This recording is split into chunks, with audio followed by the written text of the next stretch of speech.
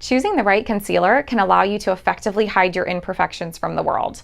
There's a few things to consider when choosing the right concealer. You want to make sure that it's actually the right color, that it's good for your skin, and that it's not going to crease throughout the day. As a cosmetologist, my absolute favorite concealer is the Smooth Liquid Camo by Dermablend. This is going to cover any dark circles underneath your eyes, redness, or acne scars. To apply, you're going to simply remove the wand, remove any excess, and create a triangle underneath your eye. You're then going to take your finger and pat it until it's completely blended out. Another one of my favorite concealers is Time Balm from The Balm.